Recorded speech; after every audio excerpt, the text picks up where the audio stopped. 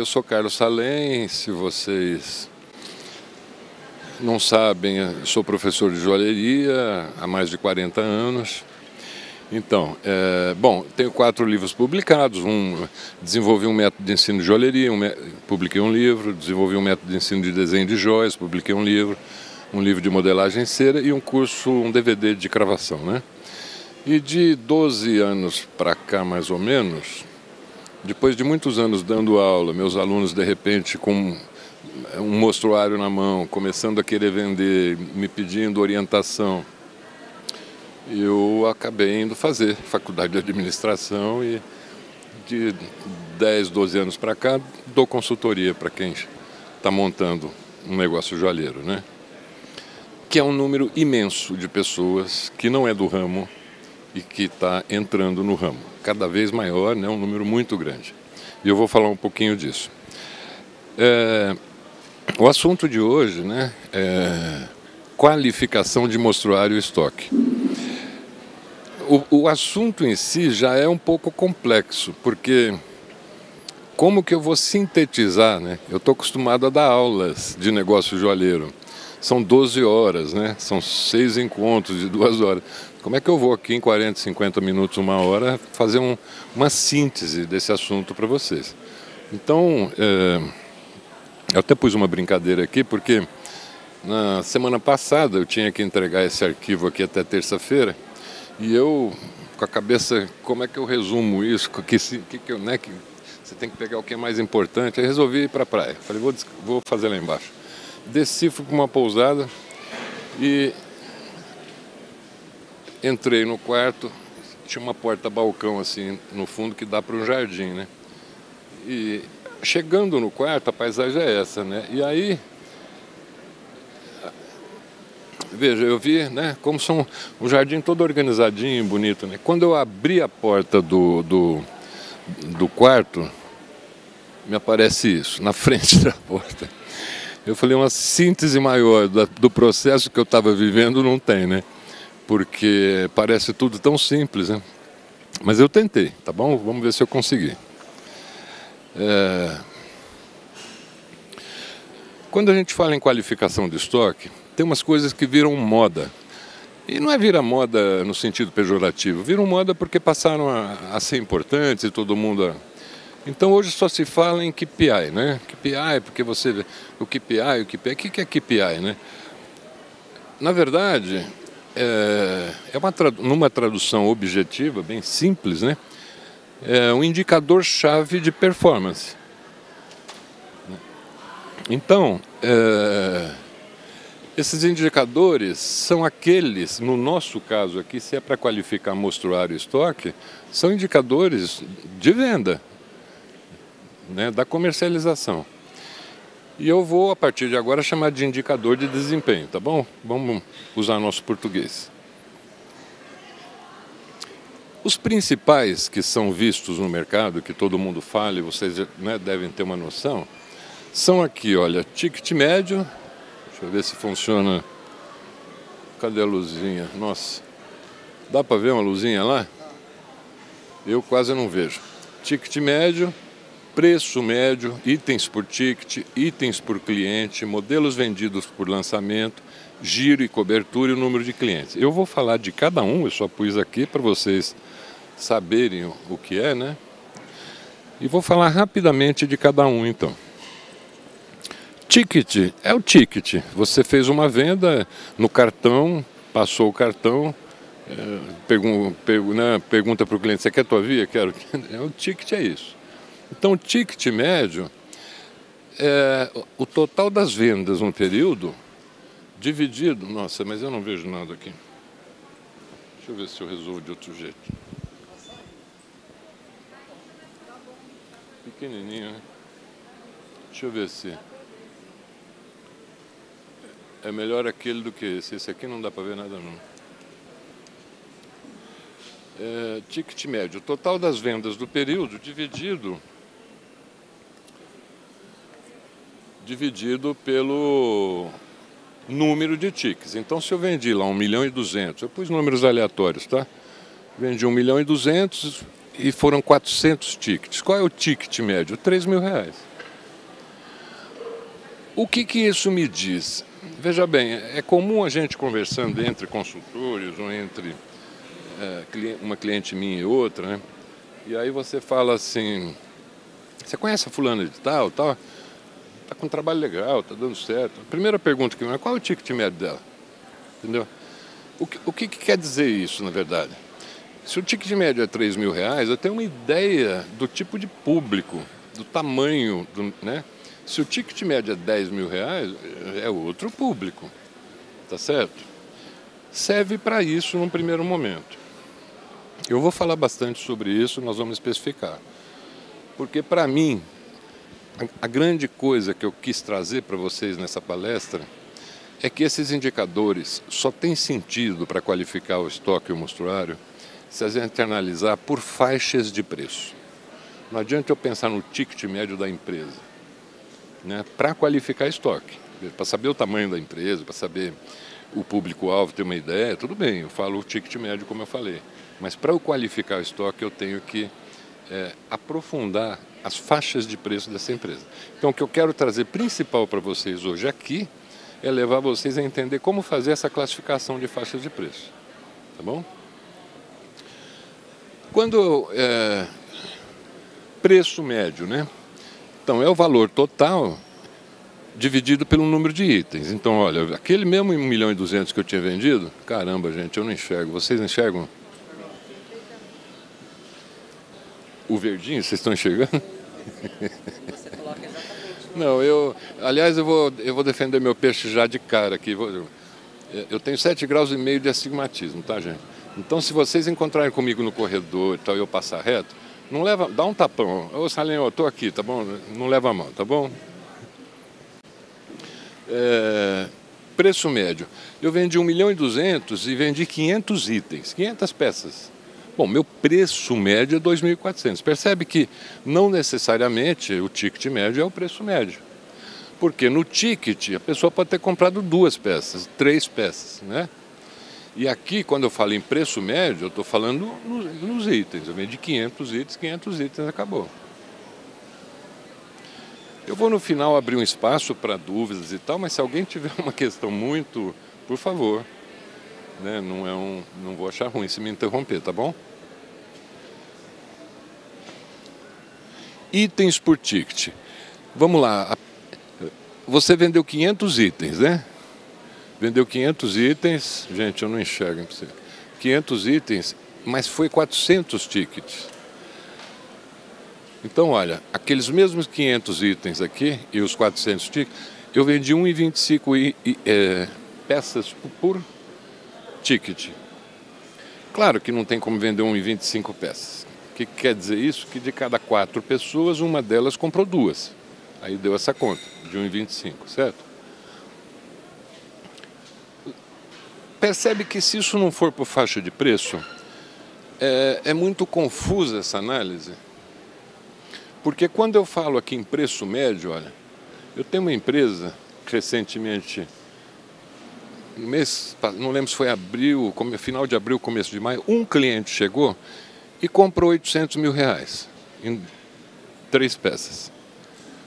Percebe que se eu faço uma análise geral, meu ticket médio foi lá para cima, meu preço médio foi lá para cima. O que isso me leva a analisar, né, para analisar meu... Nessa faixa de preço de acima de 200.000, sei lá, se eu tiver essa faixa, aí me interessa saber. Falar, nessa faixa aqui esse mês aumentou, né? Mas eu não posso deixar isso interferir em todas as outras faixas, né? Estou falando de faixa, talvez esteja um pouco confuso, mas eu vou detalhar, tá? O número de itens vendidos pelo número total de ticket. Itens por cliente. Essa é uma conta importante para eu saber o caminho histórico da empresa. Então, assim, quem está começando, se tiver alguém aqui começando um negócio, eu estou mostrando tudo aquilo que eu acho que uma empresa tem que analisar para saber como vem no histórico dela o desenvolvimento dessa empresa. Se ela está melhorando, se ela está, né, piorando e tudo mais. Para quem está começando, é para você já saber de antemão como compor esse mostruário, o que você tem que estar pensando e atento para compor esse mostruário, tá bom? Outra questão daquela árvore cheia de raiz lá para essa palestra. Todo curso que eu dou, tem gente que é de família joalheira de 50 anos, que herdou do pai, está 20 anos tomando... E tem gente que chega para saber como é que é, porque está querendo entrar no negócio. Então eu tenho que...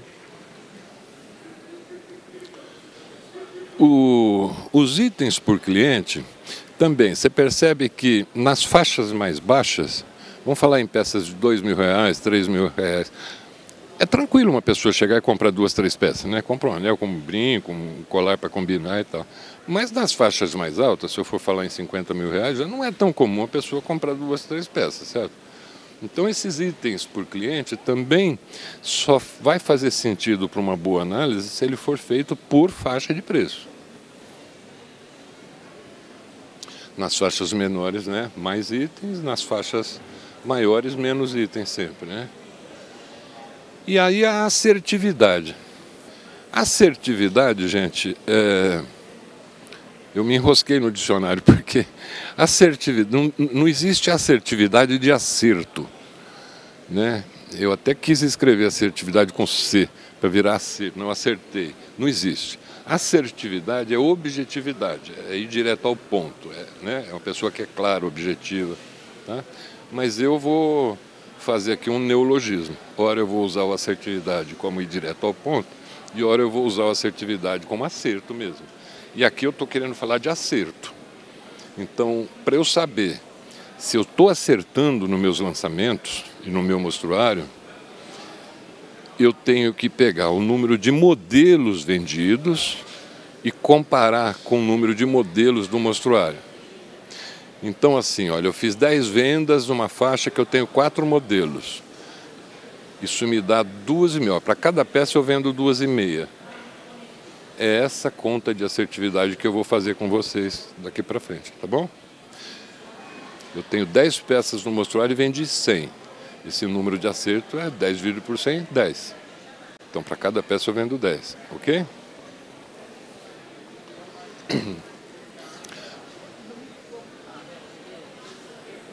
claro, porque se o mostruário normalmente tem mais do que vendido, né? O mostruário tem 4 modelos, se eu vendi 10, não está incoerente isso? Eu estou falando de mostruário, não de estoque. O mostruário seria assim, quantos modelos você tem? Você tem, se eu te perguntar, quantos modelos você tem no seu negócio? 50 modelos? De joia, modelo de joia. É diferente do estoque, né? Vamos supor, a peça X, fala o nome de uma peça. Anel, brinco, coralinho. Não, um anel X que você tenha lá. No mostruário, ele é 1. Mas na sua estoque você tem 5 dele. Então essa é a diferença que eu estou chamando de mostruário e estoque. No mostruário você tem um modelo daquele anel, é só aquele modelo. Mas no estoque, sei lá quantas você pode ter, né? Então aqui eu estou falando não do estoque, desculpa, estou falando do mostruário. Eu não estou entendendo, porque se eu tenho 4 modelos no mostruário, como é que eu vendi 10? Porque, veja bem, você tem 4 modelos de anéis no mostruário. Vamos supor que o seu mostruário só tem 4 modelos de anéis. Mas num período X que você analisou, você vendeu 10. Significa que você foi comprando mais do mesmo modelo e foi pondo, quer dizer. Entendeu? Você tem 4 tipos de anéis só no seu mostruário. Em 6 meses, quantos anéis você vendeu?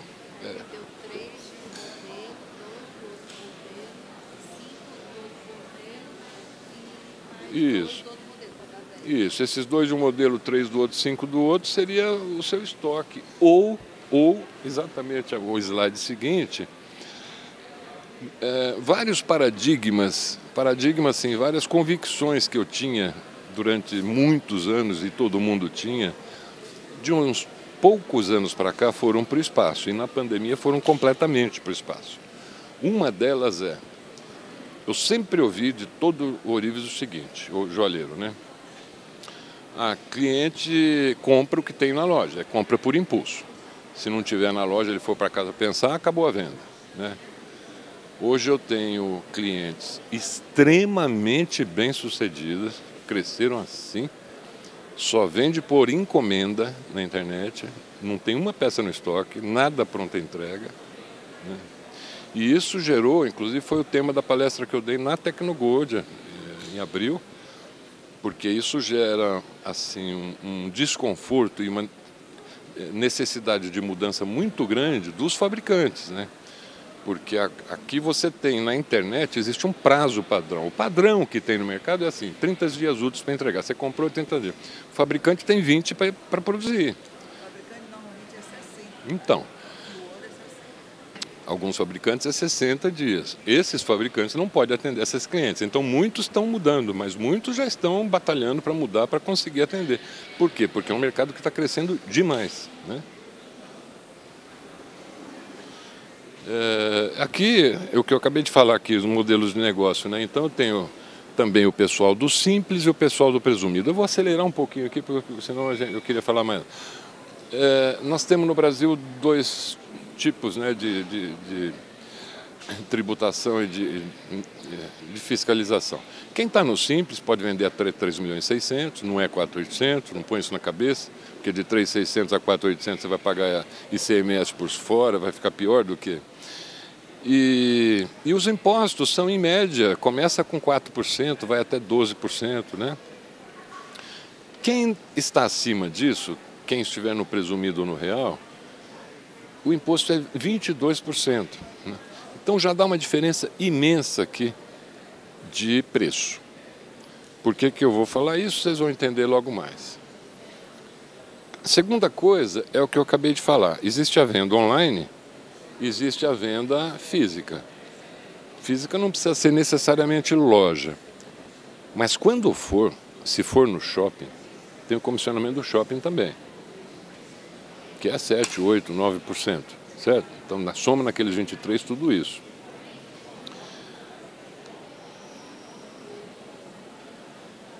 Esse pessoal aqui do online trabalha por encomenda, não tem estoque, né? Esse pessoal da física tem estoque.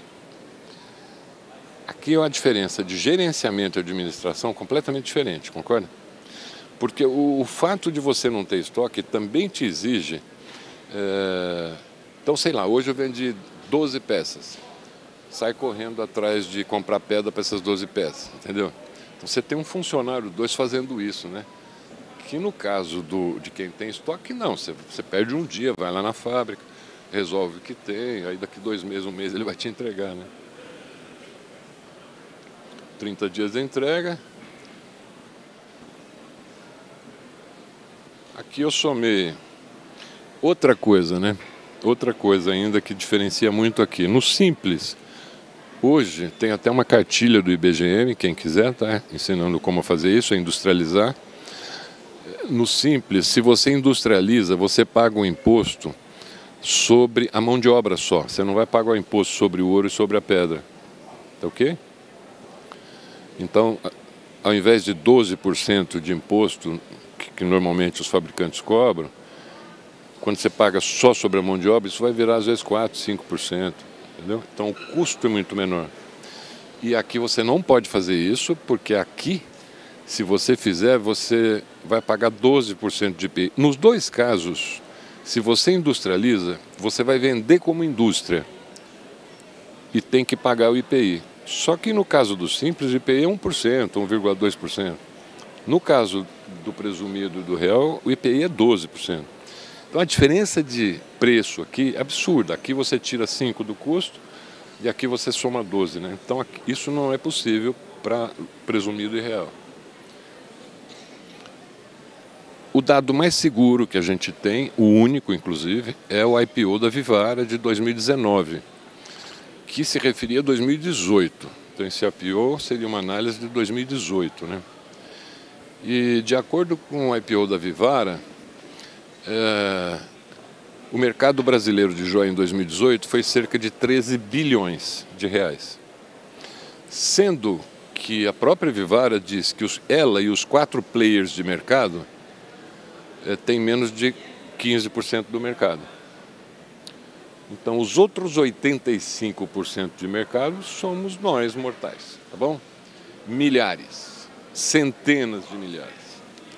Então, é um mercado, assim, extremamente pulverizado. E aí a gente tem gente que começa de qualquer jeito, nem empresa tem, e põe um markup de... Já teve cliente que chegou para mim com markup de 1,8. Gente, como é que você vai sobreviver, né? Quando você legaliza... A média que eu tenho hoje é assim, ninguém vai conseguir legalizar, tirar nota de tudo bonitinho, fazer tudo bonitinho com markup menor que 3. Em torno disso. É difícil, né? Então, não vou aqui fazer uma aula de preço, eu tenho um curso de preço, mas só para entender o que eu acabei de falar, né? Então, no simples, olha, a pessoa vai pagar menos no produto, né? Na composição de preço, tá, gente? Eu estou falando aqui como é o custo do produto, aí eu somo a porcentagem da despesa fixa, a porcentagem da despesa variável, a porcentagem que eu quero de margem de lucro e chego num preço. Se eu divido o preço pelo custo, eu tenho markup. Se eu cheguei lá em R$300, divido por 100, meu markup é 3. Tá? Bom, no caso que eu estava mostrando, assim, quando eu diminuo o custo do produto, né, diminuo a despesa variável, porque os impostos são muito menores, né, inevitavelmente eu diminuo o preço lá também. E por que eu estou falando em tudo isso se eu estou falando em qualificação de preço? Vocês vão, pô, por que você está falando de preço? Porque é o seguinte, eu vou separar essas classificações de preço em algumas etapas, né? Eu trabalho com empresas grandes e trabalho com pessoas que começaram há um tempo, como eu disse, eu tenho cliente que está super bem sucedido, e com pessoas que estão começando, estão montando o mostruário. E, assim, nas empresas, o que eu vejo assim, nas empresas grandes, essas faixas de preço, elas vão ser preenchidas de acordo com o desempenho de cada nível né? Então eu tenho, às vezes você tem uma pessoa... Eu tive deixa eu só completar aqui. Eu vou chamar de ABC, para separar, para poder classificar, para entender. ABC. O A são as peças, as faixas de preço menores, que elas, em geral, representam 80% dos itens vendidos. De onde eu tirei esses 80%? Eu inventei? Não, gente, é histórico. Acho que se eu pegar os últimos 30 clientes meus, uma coisa, dá mais ou menos isso. De 70% a 90%.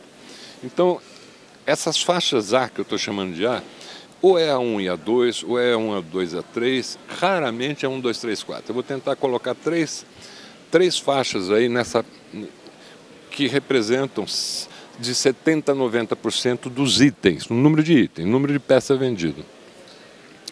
Aí eu tenho as intermediárias e eu tenho uma faixa mais alta que para muitos isso não existe.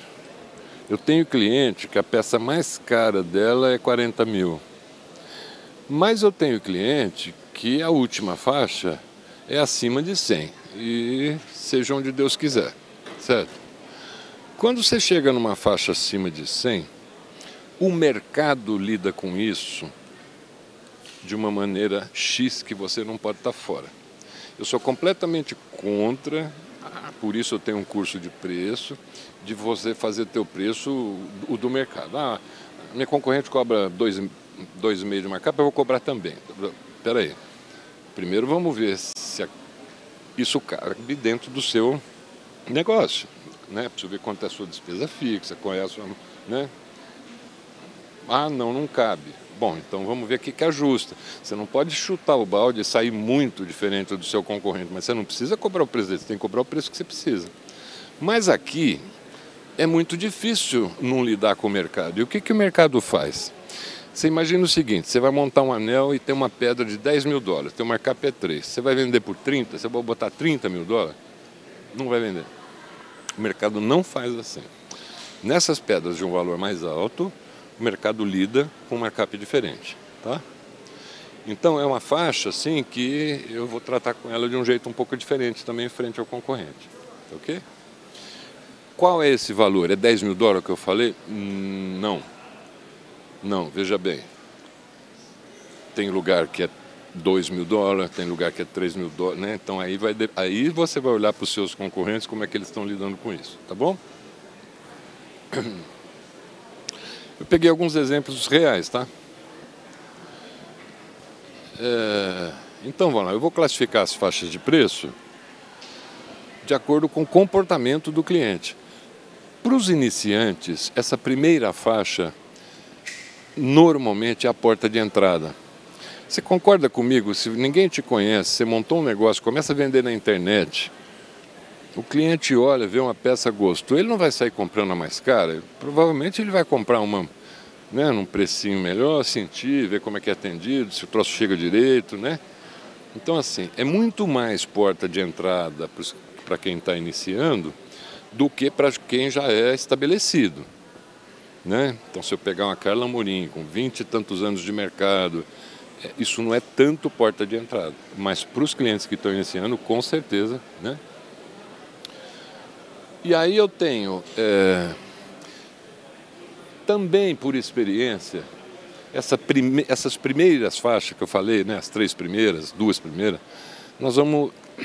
eu costumo situar aí com meus clientes algo em torno de no máximo até 10.000 ou até 12.000. Nesse caso aqui dessa cliente, ó, você vê que a primeira faixa dela vai de 3 a 5. Ela não tem nada abaixo de 3. A segunda de 5 a 8, de 8 a 12, né? E isso é conversado com ela e no comercial dela. O que você, né? Dentro das peças que você tem, o que você acha? Um cliente que chega na tua loja disposto a gastar, comprar nessa faixa aqui, será que ele vai comprar nessa? Provavelmente não. Né? Um ou outro pode ser, mas provavelmente ele chegou com perfil, ele chegou com aquele dinheiro, ele tem ou com a disposição de gastar aquilo, um presente, não quer gastar mais que aquilo, ou com a possibilidade de comprar aquilo, não mais do que aquilo, né? Então essa cliente aqui, olha, as faixas dela vão aqui, e eu vou fazer alguns estudos em cima do resultado dela aqui, de 3 a 5, 5 a 8, e a última faixa é mais de 20, de 20 para cima. Como eu falei, não tem nada aqui acima de 40. Essa outra cliente, ó, a primeira faixa também de 3 a 10, aí vai de 10 em 10 em 10 e a última faixa acima de 100, ok? Porque aqui tem peças acima de 100. Então, cada caso é um caso, né? Eu estou tentando analisar com vocês como olhar o seu caso. E aí, gente, eu tenho um curso de negócio que eu dou na GESP há muitos anos. Teve um curso, eu aprendo muito nos cursos, porque são realidades que eu não vivo, né? Então eu acabo... Tinha uma pessoa que tinha várias lojas no interior, da família e tal, né? E tinha uma pessoa que tinha loja no Mercado Popular na Bahia. Mercado Popularzão. E tinha uma outra na mesma turma, né? Oposto, a pessoa que tem uma ligação com um pedrista de uma classe social alta e que só vende, não tinha nada no mostruário dela, menos de 10 mil reais. E o perfil, né? E então, assim, você concorda? Quando eu vou pensar a faixa de preço dessa pessoa e dessa, eu tenho uma planilha que eu desenvolvi, que eu faço um estudo. As pessoas pegam as faixas de preço, põem ali, calculam um preço médio, aí eu vou pegando por categoria, eu vou mostrar aqui. Só para adiantar o seguinte, na hora de preencher essa planilha, essa pessoa que tinha um mercado popular, todo mundo, os outros começaram aqui, né? Até eu tinha dado exemplo, acima de 3 e tal, e ela ficou... Não, mas ela tinha... Não, eu tenho uma faixa até 1.000 reais. Eu tenho peça até 1.000 reais no meu. Tem. Mas então qual é? As faixas dela eram até 1.000, de 1.000 a 2, de 2 a 3. Mas quantas peças você tem nessa faixa de 1.000 aqui? Nem sei. Não, mais ou menos. Umas 50. Não, umas 80. Claro, um mercado popular, entendeu? Deve ter pecinha de meia grama, de 1 grama, né?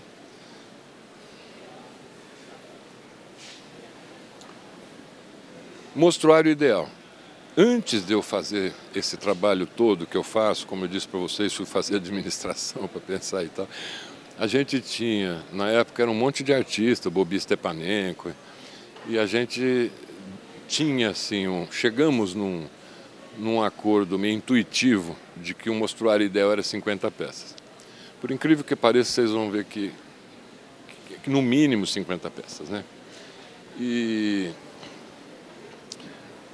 na verdade, 50 SKU. Eu vou falar rapidamente, não vou ficar, eu vou falar rapidamente. O que é um SKU? Stock Keeping Unit. É unidade de armazenamento de estoque. O SKU é uma sigla, na verdade, uma numeração. Você usa ali letras e números, né?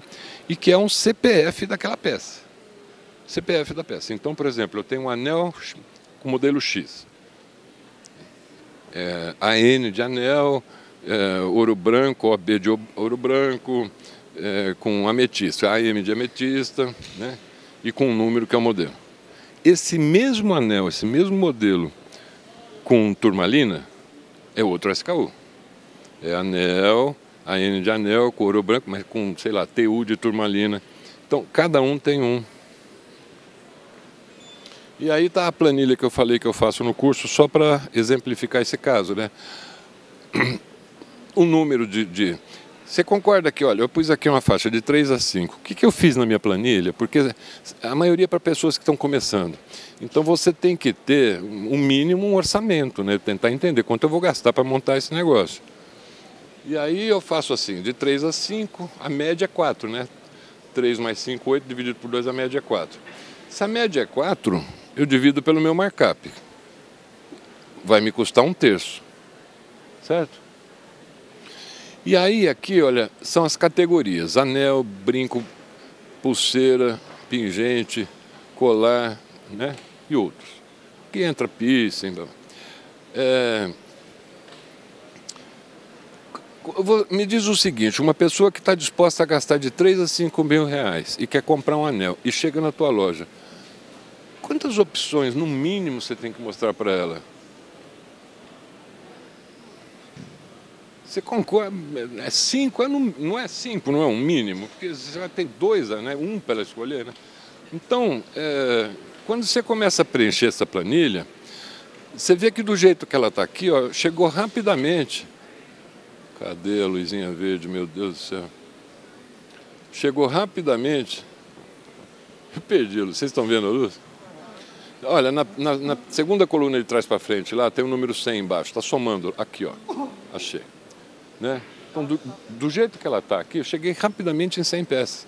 E eu não pus o resto da planilha, porque não é o assunto aqui, mas lá está me somando isso. E lá já virou 500 mil reais essa brincadeira. Né? Então, normalmente a pessoa leva um susto. Aí eu volto para trás. Bom, então vamos ver o que a gente tira. Né? Vamos voltar para 50. Aí o que nós estamos falando em qualificação de estoque, tá? Aí algumas pessoas chegam assim e falam, ah, não, faz o seguinte, ó, põe 2, então tira 3 anéis daqui, fica 2, tira 3 brincos daqui, fica 3, e bagunça o mostruário inteiro. Eu aconselho o seguinte, é melhor você ter 3 faixas completas, né, bem estruturadas, do que ter 6 faixas tudo despingolado. Quer dizer, aquilo que eu estou falando. Porque não adianta eu reduzir tudo isso aqui, deixar 2 anéis aqui. Quem quer comprar um anel de 5 a 8 chega, eu só tenho 2 modelos para mostrar. A chance de vender é muito pequena, né? Então, assim, para quem está começando, é melhor você compor. Eu já tive cliente que fez o contrário. Resolveu compor as faixas mais altas. Aí por estrutura, porque a gente programou um lançamento e ele tem X parentes e amigos, ele tem certeza que os parentes vão chegar lá e vão comprar as peças mais caras, ele ia fazer dinheiro para fazer... Então, mas é uma estratégia, não é o normal, né?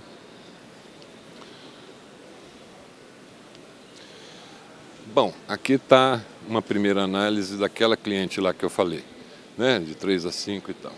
Eu acho até que eu vou passar, porque eu tenho isso... Deixa eu ver uma coisa aqui, gente.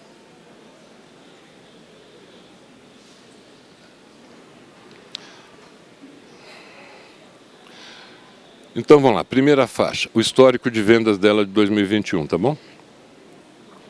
Primeira faixa, olha, até 3 mil, tem 6 modelos e ela vendeu 60 peças.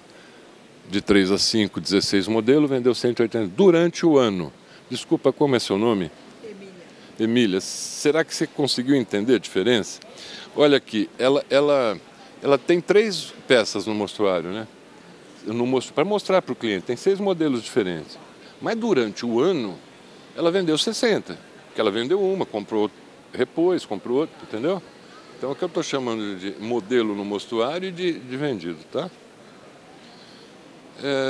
Primeira coisa que eu analiso aqui, batendo o olho nisso, já vi de bater o olho, gente, com a experiência que eu tenho, mas está aqui, eu fiz para vocês. O que eu estou fazendo aqui? Assertividade, né? Algumas pessoas podem confundir e chamar isso de giro, mas não é. Eu vou chamar ainda de assertividade, aquele neologismo que eu inventei, que é uma assertividade de acerto. Percebe que na primeira faixa, ó, de 6 modelos, ela vendeu 10 para cada um, né? Na segunda faixa vendeu 11, na terceira. De cara tem uma faixa aqui que chama atenção, né? Ó, que 0,6. O que está acontecendo nessa faixa? Porque, veja, se isso despencasse daí para cima, eu ia dizer, bom, a clientela dela não é esse perfil. Agora, na faixa de baixo está vendendo 5 para 1, né? Na faixa de baixo 3 para 1. Então, alguma coisa...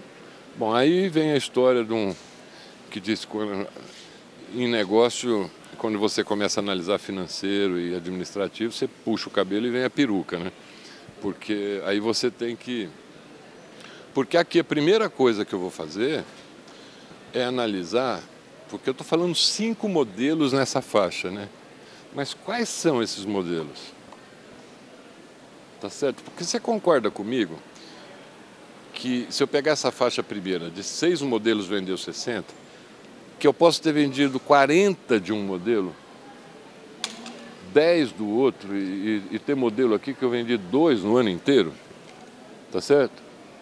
Então aí eu vou mergulhar, mas para não mergulhar em tudo e ficar louco, porque tem empresa que tem 1.000, 2.000 modelos, eu faço uma primeira análise por faixa de preço, e aí eu vou procurar nas que eu estou vendo que tem algum problema, certo? Outro lugar que... Deixa eu puxar aqui que eu acho que eu fiz. 2 lugares aqui que me deixam incomodado, né? Um nessa faixa de 12 a 16, porque eu estou vendo que eu tinha 5, vendi 3. Sim, todas, olha, aqui eu tinha 5, vendi 26. O que está acontecendo aqui? E mais, é muito, olhando assim, é até provável que essas 3 que venderam foi uma só tem uma que vende, tem 4 aí que estão encalhadas, certo? Eu vou ter que procurar isso, tá bom? Outra coisa, acima de 30 mil tem uma e vendeu 3. Você concorda que tem uma demanda reprimida aqui? Porque se eu tenho uma peça que, olha, eu não consigo saber quem consegue ter um modelo naquela faixa e vender. Porque é difícil, né? O cliente gostar justamente daquele que você tem. Se eu tenho uma e vendi 3... Caramba, tem gente querendo comprar peça nesse valor e eu não tenho, né? Tá dando para entender como é que eu vou analisando essa composição para qualificar esse estoque? Né?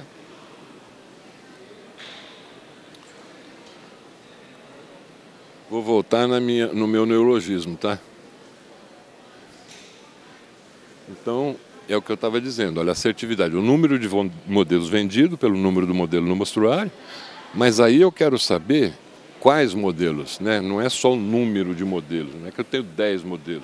O anel, Vênus, espacial, vendeu X, né? O anel não sei o que não vendeu nada, ok?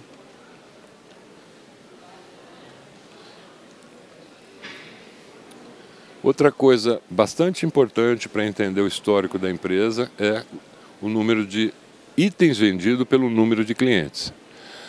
Então, isso também analisar por faixa de preço, e eu não fiz isso naquela tabela porque o tempo da palestra não nos levaria, né?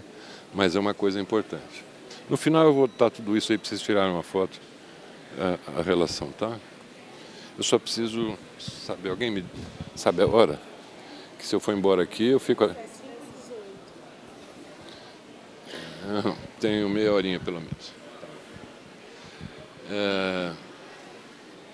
Outra coisa importante, né, de você começar a entender também, para saber como lidar com a parte financeira, aqui, naquela mesma planilha que a gente fez uma análise, viu que essa aqui vende 10 para 1, etc, etc. Agora me interessa o seguinte, em termos de porcentagens de peça e a porcentagem do faturamento que representa cada faixa. Então você veja que a primeira faixa, 6 é 15% de 52, né? Mas eu vendi, na verdade, desculpa, falei besteira. 60 é 15% de 390, certo? Então eu tenho assim, mas a porcentagem do faturamento, quando eu divido 137 por 2 milhões, é 6%. Isso é normal. Nas primeiras faixas, a porcentagem de itens vendidos é muito maior do que a porcentagem do faturamento. Mas eu tenho empresa aqui que as primeiras faixas representam, deixa eu puxar na memória aqui, que tem vários anos, mas teve um ano que as primeiras 3 faixas representavam cerca de 60% das vendas e o faturamento representava 12% do faturamento. Numa faixa que tem peças acima de 100 mil, você concorda comigo que lá para cima, 10% do faturamento, 10% das peças vendidas pode ser 50% do faturamento, porque você está vendendo peça de 200 mil, de 300 mil, tá certo? Mas isso é muito importante, porque na hora de escolher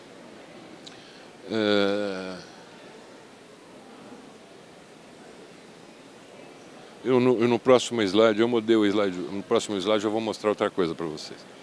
Então, essa análise eu acho importante demais. Olha, você percebe que aqui também, né, que deu um problema lá, porque eu tinha 5, vendi 3, eu estou com 1%, 2%, né, das vendas. Isso aqui é muito importante na hora de fazer as decisões financeiras dessas faixas de preço, tá bom? O que acontece? Eu acho assim, essas faixas de até 10, 12 mil, existe um mercado absurdamente grande que trabalha com markup baixo.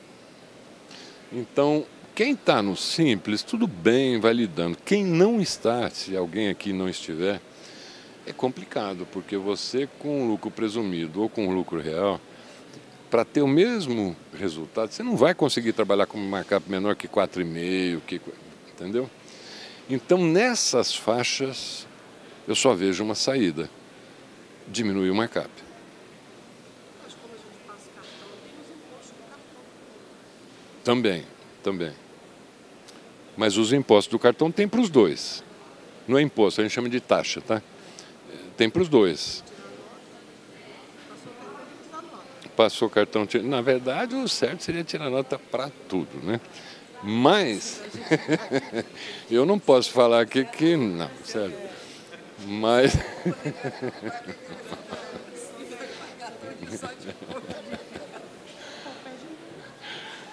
mas faz de conta assim que a gente... Não, aqui todo mundo sério, todo mundo legalizado, todo mundo tira nota de tudo, tá certo? Então, assim, ó, só para dizer o seguinte, a taxa de cartão existe para os dois. A diferença aí é o imposto, que se tiver no teto é 12, se não tiver no teto é 6, e o outro, se tiver no teto ou não tiver, não importa, é 23. Se você vender R$100 é 23%, entendeu? Então, agora, se você diminui... Esse 23 que o senhor está falando é da nota. Da nota, claro. Fora Não. da máquina. Mas o da máquina é igual para os dois. O que difere é a nota, é o imposto, certo? Eu sempre tive essa dúvida, se a mercadoria de alto valor tinha que ser o mercado mais baixo. Mas tanto faz a joia até 3K como uma joia de 25 a 30K, quando você vai fazer as porcentagens das comissões, dos impostos, ela vai ficando tão espremida que se a gente não botar o mesmo mercado, a gente vai terminar no ganhando. Isso. Porque a nossa faixa de lucro, por mais que coloque 3, é muito apertada quando você bota tudo que tem que estar em shopping. Que está em shopping, né? Que está em shopping. Então, assim, eu fico questionando, eu quero tirar essa dúvida com você. Então, por um acaso, se eu vou vender uma coisa de 25 a 30K e eu diminuo o mercado, será que eu não estou perdendo e ele está ganhando? Porque quando eu vendo, eu tenho que pagar tudo aquilo. E Tem. porcentagem dos impostos. Vamos lá, eu vou resumir para todo mundo, que eu acho que todo mundo não ouviu, né? Ela está dizendo o seguinte, né? Eu falei nas faixas mais altas o mercado costuma diminuir o markup. Mas quando ela diminui o markup nessas faixas, o lucro dela desaparece, né? É uma conta complexa. No meu curso de negócio a gente faz essa conta que eu não vou conseguir dar conta disso. Mas eu não consigo voltar lá. Mas se vocês voltarem de memória, lembra lá o preço? Tem o custo, a porcentagem da despesa fixa, a porcentagem da despesa variável e a margem, ok? Essa porcentagem da despesa fixa é o qual é a sua despesa fixa dividido pelo faturamento. Então vamos lá, se minha despesa fixa é 10 mil e meu faturamento é 100, é 10%, que eu vou pôr aqui. Espera aí. Não, o seu, mas espera aí. 10% aqui, certo? 10% aqui. O que acontece nessa peça mais cara que você não teve margem? Ela está te ajudando, no mínimo, na conta que você vai fazer no preço, ela está te pagando despesa fixa. Quando ela aumenta lá a despesa fixa, ela diminui a porcentagem da despesa fixa e aumenta a sua margem nas outras peças. Quando você diminui a sua despesa fixa, você aumenta a margem nas outras peças que você não mexeu no markup. Então, se a sua margem era 10, de repente vira 13, vira 14, e aí que dá para você compensar. E essa conta que tem que ser feita para você poder mexer nesse markup. Não vai dar para você... O que eu perco nessa mercadoria, eu ganho porque ela alivia a despesa fixa. Ela alivia a despesa fixa. Entendeu? Agora, é uma conta complexa que você tem que fazer. Por isso nós estamos aqui olhando isso, porque, olha, eu preciso saber que porcentagem essas faixas representam e quanto de dinheiro isso dá, e se eu for mexer nos outros markups, quanto eles têm que me cobrir aqui para me... É uma conta de chegada que tem que ser feita, que não é simples, tá? Depois a gente conversa melhor. Deixa eu só continuar. É um assunto complexo, eu sei que se a gente, né? Aí a gente perde o mercado. Sim, é um assunto complexo. Então, em média, nós estamos ali com 86% e 63%, nesse caso aí. 86% das peças vendidas são nas 3 primeiras faixas. Por outro lado, 63% do faturamento está aí, né? Outra coisa aqui, né, naquela primeira faixa, vocês concordam que com 6 modelos, está muito fraquinho esse mostruário, né? E está vendendo 60 mesmo assim. Eu tenho uma clientela com uma tremenda demanda aí, né? Eu não teria dúvida em colocar mais modelinhos aí e eventualmente até fazer uma faixa mais baixa, tá? Porque nós estamos falando de faixa acima de 3, porque a maioria das minhas clientes é isso. A maioria das minhas clientes mandam produzir, terceirizam aqui com algumas fábricas as próprias peças, tem desenho, não são peças leves. Então a maioria não tem peça abaixo de 3 mil reais. Mas se você olhar no mercado, algumas, eu não vou falar nome porque não é legal, mas se você olhar no mercado aí no Instagram, seguir algumas pessoas, você vai ver gente tremendamente bem sucedida, crescendo, abrindo loja em shopping, com um mundo de peça na faixa de 2 mil, de 1.500 a 2.500 e tal, que é um mercado que também...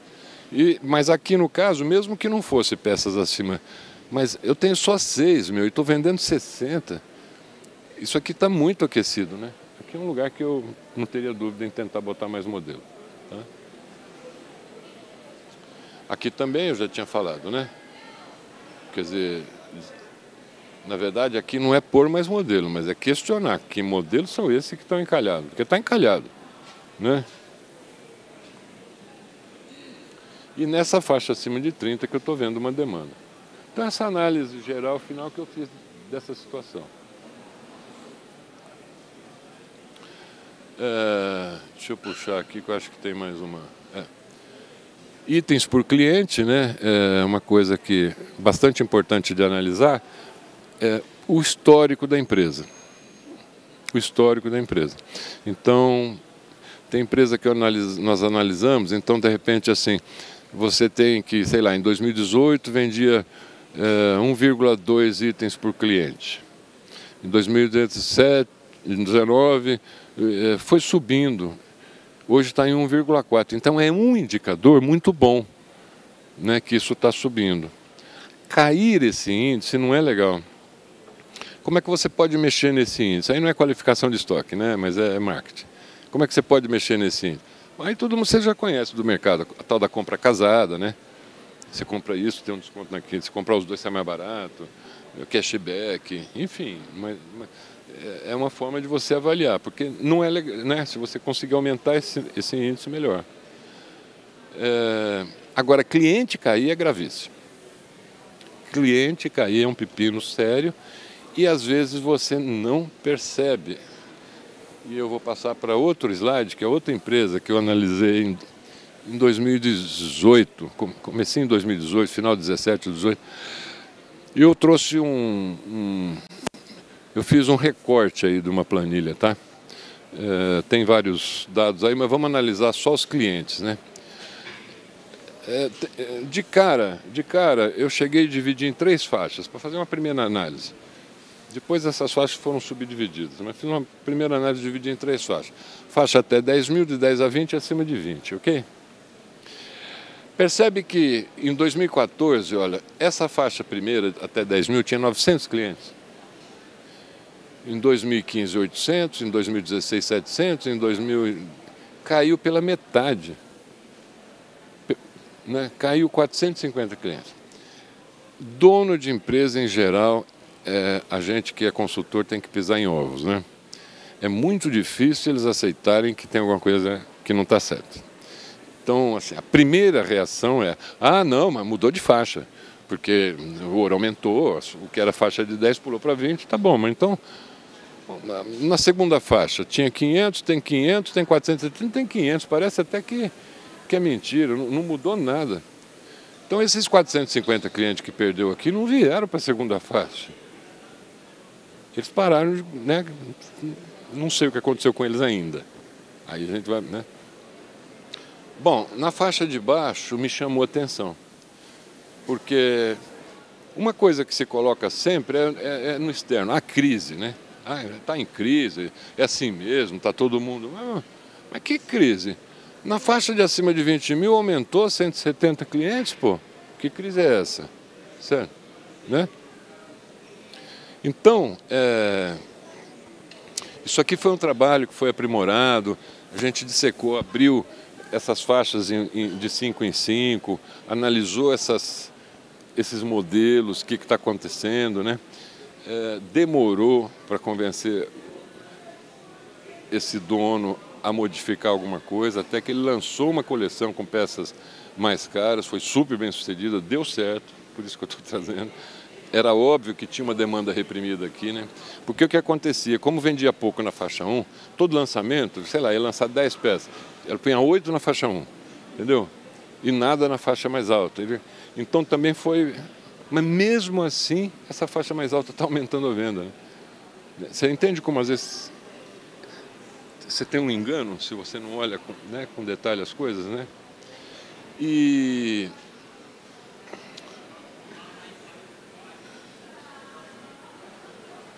a gente... Esse número aqui, ó, que foi crescendo, né? Mesmo assim, não representa porque aqui perdeu 450 clientes, estou falando em clientes. Agora aí, gente, outra coisa importante também, todo mundo que chega, todo mundo, 90% das pessoas não tem esses dados registrados. Então, quando você quer voltar para trás e analisar esses clientes, quem são, o que eles compraram, que faixa de preço eles compraram, como eles pagaram, né? Então é muito importante ter esses dados registrados, né? E aqui eu tenho uma visão, tem coisas assim que são intuitivas, então a gente fica meio... Mas eu tenho uma tabela lá de parâmetros. Quando a minha certeza é menos de 50%, eu vou falar, puxa, eu acho que eu estou enganado, né? Eu estou meio delirando. Quando a minha intuição começa a me dizer que eu acho que é mais de 50%, eu vou dizer que eu começo a achar que eu tenho razão. Então eu acho que eu tenho razão no que eu vou falar. Exatamente aqui, mais ou menos, ó, um pouco antes, começou esse boom de gente que não é do ramo, entrando no ramo, produzindo peças próprias, abrindo ateliê fechado. Depois do ateliê fechado veio a internet, começaram a vender pela internet. Esse público de peças mais baratas que eu estou dizendo para vocês, né? Então eu acho assim que aqui essa queda tem muito mais a ver com isto, né, do que com crise, com crise é óbvio que não tem, porque aumentou nas faixas mais altas, tá? E é um assunto que eu insisto para todo mundo ficar atento. Eu insisto com os fabricantes. Estava conversando ali agora um pouco antes de começar com um fabricante antigo, conhecido, um ótimo fabricante. Ele falou, cara, você precisa acordar. As chances de mercado para você com esse público que está entrando e que precisa ter uma produção em 20 dias são imensas. Agora, isso tem custo. O que eu mais vejo quem atende esse pessoal é pagando hora extra, é trabalhando sábado, porque tem custo, né? Tá terminando, tá? Aí a gente abre para conversar. O conceito de giro de estoque. O conceito de giro tem a questão financeira, né? Opa, desculpa. Tem a questão de fluxo de caixa mesmo. Então, como é que você calcula o giro? Você pega o total de vendas dividido pela média do estoque. Se eu pegar isso em dinheiro, eu vou dizer o seguinte, eu vendi 1 milhão e eu tenho, a média do meu estoque é 4 milhões. Então eu vendi 25% do estoque, não é isso? Vendi 25% do meu estoque. Se eu vendi 25% do estoque, em princípio esse estoque dura 4 meses, não é isso? Vendo 25 esse mês, mais 25, 50, mais 25, 70. Então, esse é o conceito de giro e cobertura, tá? Giro é o quanto eu vendo por mês. Cobertura é o quanto esse estoque cobre para frente. Mas aqui eu vou deturpar um pouco esse conceito. Porque não me interessa tanto essa questão financeira. Ela interessa para fluxo de caixa.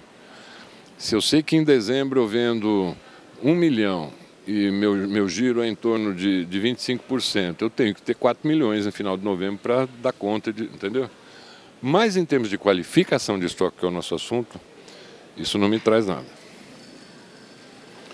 Então assim, tá ali, ó, giro e cobertura, fluxo giro com dinheiro aqui, me serve para o fluxo de caixa. Agora, o giro que me serve para qualificação é a vendas de modelo no período dividido pela média do estoque do modelo. Quiser tirar uma foto dessa tela aí, é legal.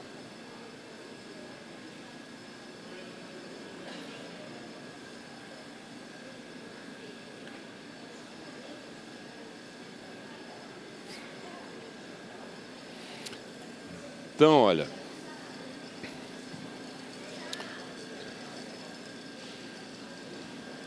e aqui a gente tem um conceito que a gente chama de temperatura das peças, né? Porque quando é você que cuida do teu negócio, talvez, por um lado é mais complicado, mas por outro é mais simples, né? Mas se você tem vendedor, ou se você tem mais de uma loja, as coisas começam a ficar meio complicadas. A hora que você acorda, aquela peça que vende pra caramba não tem nenhuma no estoque, entendeu?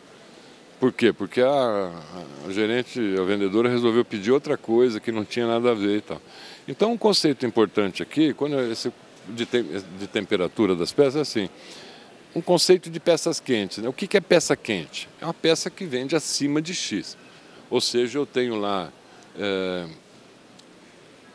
eu vendi 20 modelos no semestre e eu tenho em média no estoque 5 modelos. 20 dividido por 5, 4. Qual o giro dessa peça então para mim? É 4, tá bom? Eu vendo 4 peças nesse período que eu estou, né? Aí, as peças nas faixas mais baixas têm um giro maior. E as peças na faixa mais alta têm um giro menor. Então, para eu usar o conceito de temperatura, eu tenho que medir a temperatura e lidar de um jeito diferente com as peças na faixa menor e com as peças maior. Você concorda comigo o seguinte, nas peças mais baixas, eu analisei lá num semestre, uma peça X. Eu não estou falando de peças na faixa tal, estou falando daquele anel com aquele SKU X lá, que é aquele. Eu vendi 20 peças num semestre. Você concorda que é muita coisa? É uma peça quente, né? Uma peça que vende 20 no semestre. Agora, se ela vender 5 no semestre, vende meia peça por mês, será que é o cara? Será, né? Agora, você concorda comigo que se for uma peça de 50 mil, se vender 5, é uma peça quente, né? Tá certo? Então, esse conceito de temperatura também é relativo às faixas de preço, né? E aí está ligado à porcentagem do faturamento.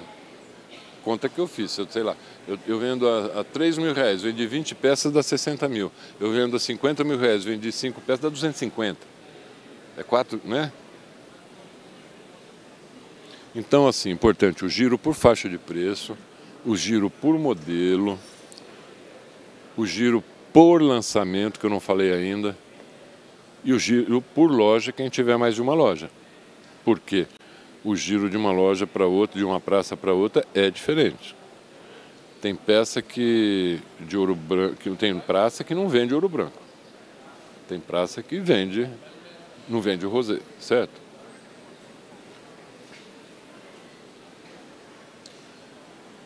Ficou aí meu porquinho, não era para ficar, era para ele entrar depois, mas vamos lá. Então nós temos as peças quentes, né, no mostruário, que tem que ter de qualquer jeito, são as que eu vou dar mais prioridade sempre. Se o dinheiro estiver curto, eu vou comprar as quentes, não, né? O essencial, o que é essencial assim? Varia de lugar para lugar, né? O Renan provavelmente, sei lá, você não pode não ter piercing, mas a maioria dos meus clientes não tem piercing, então para você é essencial piercing, né? Aquela cliente da Bahia lá, eu cito muito porque é um mercado que eu não conheço. Imagina uma joalheria no mercado popular. Eu nunca vi isso. E, por exemplo, corrente para ela é essencial. O que ela mais vende é corrente, entendeu? Na Carla Amorim, corrente, você tem que ter. Por que você tem que ter? Se um cliente chega e quer comprar uma corrente, você não vai falar, vai comprar ali no concorrente, certo? Você tem que ter, mas é um troço que... Então é essencial, né? E a gente chama de mix, inclusive, de acessórios, né? Tarraxa. Você vende tarraxa? A gente não, mas tem uma loja, que agora me fugiu o nome, no Shopping Guatemi tem uma lojinha embaixo na entrada ali que o forte dele é vender tarraxa, vender, né? Mas a gente vende tarraxa, vende porque chega um cliente, perdeu uma tarraxa, quer comprar, você vai ter, mas você não vive, né? Você não vive disso, tá? E aí vem a reciclagem.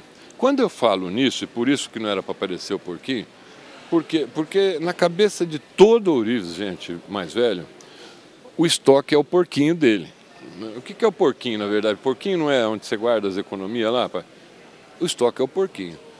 Todo o curso que eu dou, quando eu falo em reciclagem, tem alguém que chia pra caramba, mas ultimamente tem sido os filhos, sabe?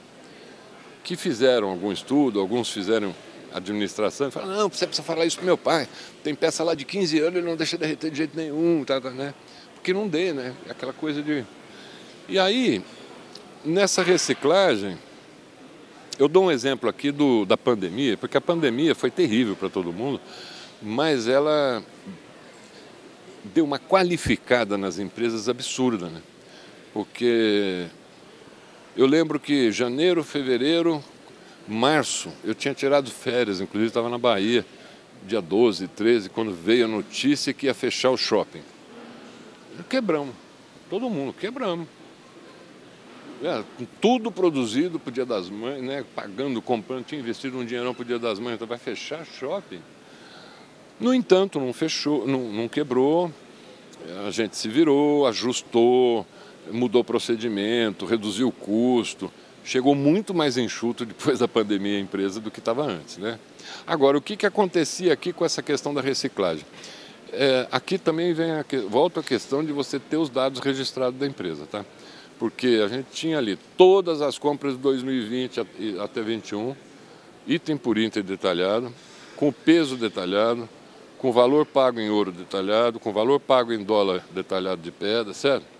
Eu simplesmente, no fim da planilha aqui, puxo o total de valor pago em ouro e o valor de peso em ouro, divido um pelo outro, eu tenho o valor do ouro médio que eu tenho no meu estoque.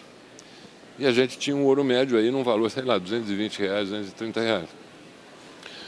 Nessa crise, achando que o mundo ia acabar, eu precisava fazer peças, porque tinha encomenda, coisa assim. Eu vou comprar um ouro a 350 se eu tenho um ouro parado a 220, entendeu? Então isso, eu acho que muita gente teve que usar esse raciocínio e mudou um pouco a cabeça, né, das pessoas. Agora, aqui tem um dado, então assim, a reciclagem tem um resultado financeiro, mas não é só financeiro. Não é só financeiro, porque foi uma briga, também na pandemia a gente teve que qualificar esse estoque, e as vendedoras, em geral, chiam muito quando você fala em tirar peça do estoque, né? Em geral, o vendedor quer ter 500 peças. E chiaram muito, mas não tinham o que fazer. Hoje, todas são, assim, dessa relação, são unânimes em dizer que ficou muito mais assertiva. Assertiva agora com 2 S, não neologismo. Muito mais objetivo, muito mais claro de mostrar para o cliente do que era antes. Por quê? Porque eu só tenho peça quente, peça que vende, que gera interesse, né? Então, essa questão é uma questão pouquíssimo aceita, mas uma questão muito importante de se pensar. Tem empresas aí que tem um procedimento assim, a peça lançou, fez um lançamento, a peça não vendeu em 2 eventos significativos. O que é evento significativo em joalheria aqui em São Paulo? É Mães e Natal. Tem um amigo que mora no Arraial, na Bahia, não. Lá Carnaval é a época que mais vende, mais que Natal. Então, um evento significativo. Mas não vendeu em 2 eventos significativos, derrete. Derrete por quê? Porque você vai usar aquilo para fazer uma peça que vai vender, provavelmente.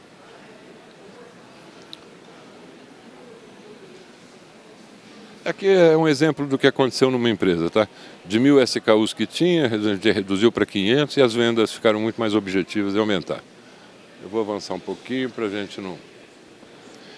Aqui é um conceito, então, para quem lida com estoque, é um conceito de estoque mínimo. E isso é legal para você. Desculpa seu nome outra vez. Sou Emília. Você já foi minha aluna? Nós já nos encontramos, né? Emília. Aqui é um conceito legal, Emília, porque é o seguinte: o que é o conceito de estoque mínimo? O número de itens vendidos de uma peça, certo? Pelo número de dias, vezes o tempo de reposição. Então vamos lá, ó. Eu vendi 15 peças por mês. Eu divido 15 por 30, é como se eu vendesse meia peça por dia, certo? O tempo de reposição é 40 dias. Então eu multiplico 0,5 por 40, meu estoque mínimo tem que ser 20 peças. Com 20 peças, eu vendo meia por dia, vai durar 40 dias, entendeu? Isso é legal, o seguinte, falando assim parece besteira, mas quando eu sou completamente autodidata, às vezes eu acho que até sou meio louco. E quando eu fiz meus livros, eu resolvi que eu que ia fazer tudo, eu resolvi aprender, eu não sabia nada de computador. Eu fui aprender a mexer no Photoshop, a tirar foto, a editorar e a vender. Quando publiquei o livro, saiu eu vendendo. E foi uma briga, porque as livrarias compram de distribuidora, né? E eu ia bater na porta, telefonava para um amigo, que você conhece o diretor de compra da Saraiva, o cara me atendia. E tinha uma coisa muito legal na época na cultura. Por quê? O que eu fazia? Os caras me compravam os livros lá. Tinha a FINAC, a Cultura, Saraiva. Os caras compravam meu livro. Aí eu ia lá na Cultura, ia ver se tinha meu livro na estante, né? Aí não tinha. Aí eu chegava para um vendedor, chamava, falava, eu queria o livro do Carlos Salem, o livro tal, tal. Ele ia lá no computador, não tinha. Ele fazia o pedido na hora. Tinha um conceito de estoque mínimo ali, ele era autorizado a fazer o pedido na hora, entendeu? Para não ficar sem. Era a única. Na Saraiva era o oposto, meu Deus do céu. A Saraiva, assim, tinha uma central que fazia o pedido de todas, que eram, sei lá, mais de 50 na época, e ele só fazia o pedido quando todas tivessem feito o pedido. Então o pedido era feito uma vez por ano. Então, assim, esse é um conceito legal de você ter, porque é um jeito de você saber como é que está seu estoque, né? Agora, aqui também, bom, claro que por faixa, aqui é por peça, né? Nem faixa de preço, é SKU. Mas é importante a época do ano, tá? Porque... E, juntando o assunto com o outro, quem não tem estoque? Eu tenho clientes que não têm estoque, só trabalham com encomenda, mas num ano que a gente trabalhava junto, perdeu muita venda em dezembro. Porque chegou dia 5, os ourives, os fabricantes falaram, não me pede mais nada, que eu não produzo mais nada, ela só trabalha com encomenda. Então a gente passou a fazer um estoque mínimo para mães e para dezembro. Mas que estoque é esse? Analisando o giro e cobertura dos meses anteriores, dos anos anteriores, para saber, né? Então vou comprar 10 dessa peça, 5 dessa, então, porque eu sei que devo vender isso em dezembro. Então vamos lá, assim, resumindo do resumindo, né? Eu tenho aqui giro e cobertura, que me dá a temperatura da peça, preço médio, modelos vendidos dividido pelos modelos do mostruário, que é importante me dar a efetividade, né, da aceitação dessas peças. O número de clientes por faixa é importante para mim, porque se está caindo esse número, eu preciso ver o que está acontecendo. Itens por cliente é importante, porque eu posso fazer uma ação aqui para melhorar meu negócio, né? Uma venda casada, uma coisa assim. E tudo isso me leva a uma qualificação do mostruário, tá certo? Aqui, vou deixar para vocês. Tira uma foto aí que acho que está um resumo de tudo que a gente está dando aí. Tem coisa na frente aí?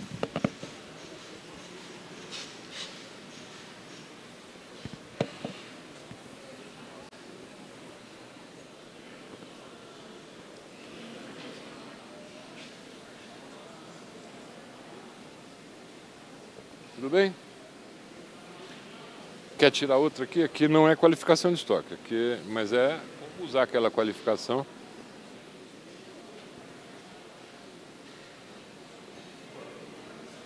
Para avaliar o desempenho da empresa, não do estoque, né?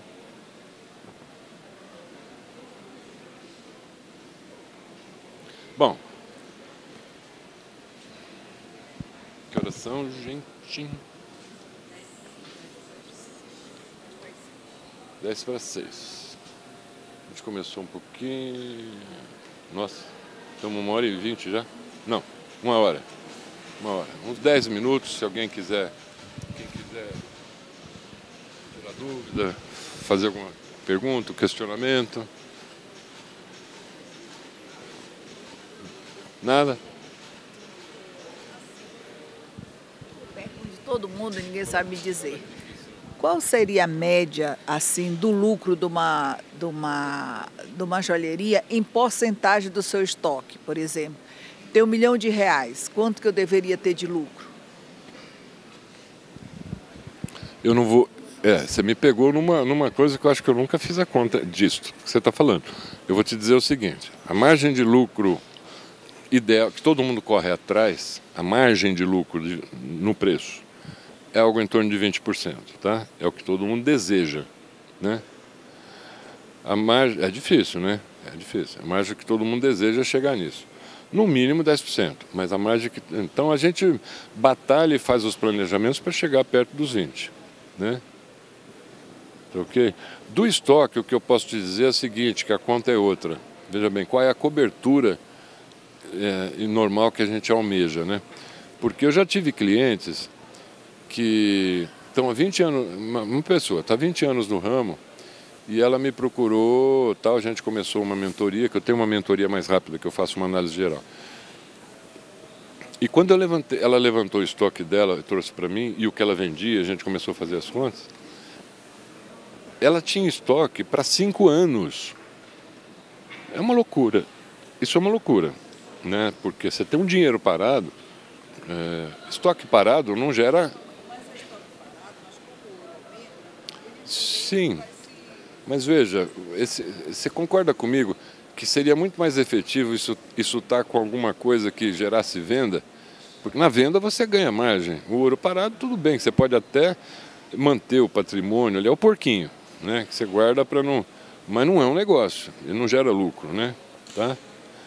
E aí a cobertura ideal dos sonhos é algo em torno de 5 meses. Então, assim, se eu tenho 1 milhão de estoque, eu deveria vender 200 por mês, entendeu? É a cobertura dos sonhos, tem que ser 20%. É. O ideal era vender 20% do meu estoque. Isso, ideal. É isso, por mês. Né? Porque o mês varia. No mês você tem 1 milhão de estoque. E que é venda de 20% ao mês representa um estoque para 5 meses, tá ok? Então, assim, agora, isso varia também, né? Porque você chegar em dezembro, para você ter essa cobertura, você teria que ter, provavelmente, sei lá, 1,5 milhão, porque você vai vender 300 e não 200. E janeiro, se você tiver 1 milhão, você vai ter uma cobertura de 10 meses, porque janeiro vende 100 mil, entendeu? Então, essa análise que você tem que fazer do passado seu e uma previsão do que vai ser, né? Porque você tem, se você pegar o que você vendeu em 2021, comparar com o que você está vendendo em 2022, tem uma tendência que você consegue projetar para o fim do ano, tá certo? Gente, eu espero que tenha trazido algum benefício para vocês, que tenha conseguido fazer uma síntese legal, tá bom? Muito obrigado pela paciência e pela audição, tá bom?